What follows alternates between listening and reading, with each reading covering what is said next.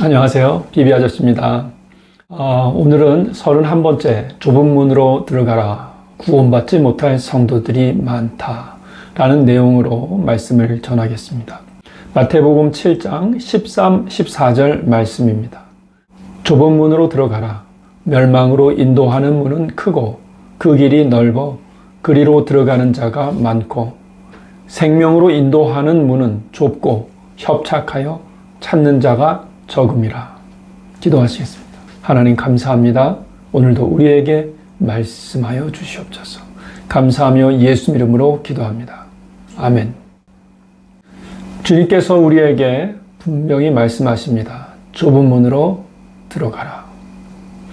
마지막 때에 그 문 앞에서 유대인들 중에 또 소위 기독교인들 중에 마땅히 구원받을 줄 알았는데 구원받지 못하여 억울해하고 슬퍼하고 후회하는 자들, 이를 가는 자들이 많이 있을 것입니다.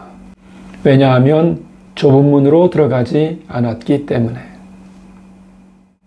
그렇다면 좁은 문으로 가는 좁은 길, 협착한 길, 과연 어떤 길일까요? 주님께서 이렇게 산상보훈의 결론을 확실하고 강하게 말씀하시는 이유는 좁은 문으로 들어가는 삶이 어떤 삶인지 앞에서 이미 다 말씀하셨기 때문입니다.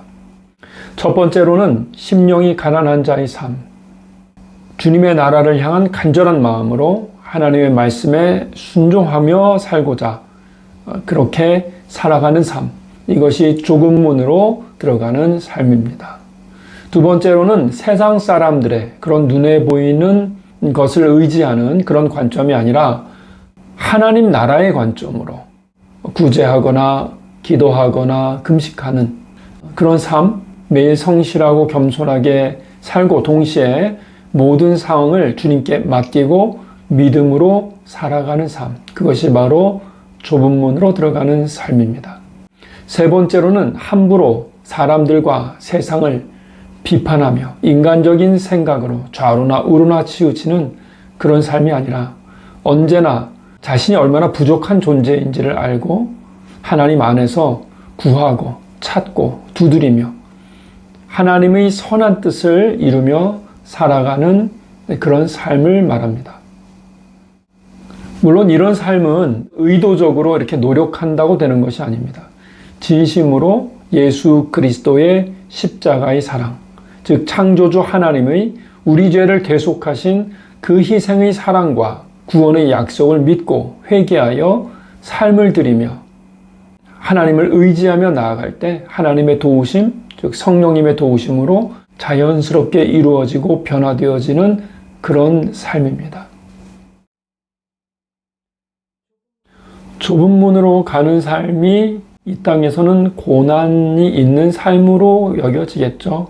끊임없이 우리 자신이 변화되고 겸손하게 배우고 또 성장하고 성숙해야만 가는 길이니까 그 길이 쉬운 길은 아니겠죠. 하지만 더 보람이 되죠. 그리고 정말로 하나님께서 말씀하신 대로 살기 때문에 스스로 좁은 길로 가고 있다는 사실을 알 수 있습니다. 그러나 많은 사람들이 이 믿음의 삶을 따라서 끝까지 가면 좋은데요. 그렇게 못합니다.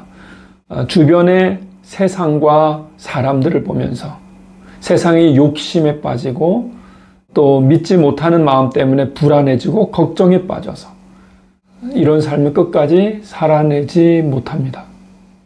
어떤 사람은 교회를 열심히 다닌다 해도 또 봉사도 하고 선교도 하고 목회자가 되기도 하고 선교사가 된다 할지라도 이런 좁은 길을 선택하지 않고 세상과 사람들을 보면서 몰려다니는 경우, 그런 경우가 많아서 큰 길을 선택하여 많은 사람들이 모두 구원받지 못하게 된다는 그 사실을 알아야 할 것입니다.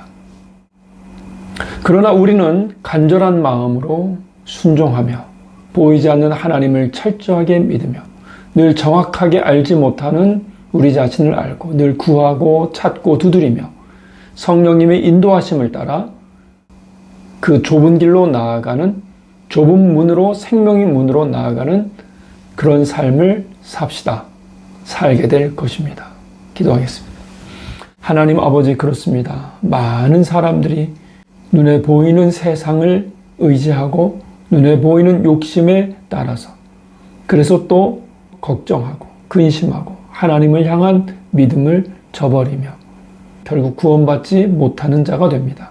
그러나 우리는 하나님의 나라를 간절히 바라며 하나님의 나라의 그 관점으로 부족하고 연약한 우리 자신을 보며 늘 구하며 찾으며 두드리며 성령님의 인도하심만을 따라서 끝까지 나아가는 좁은 문으로 들어가는 자가 되게 하여 주시옵소서. 감사하며 예수 이름으로 기도합니다. 아멘.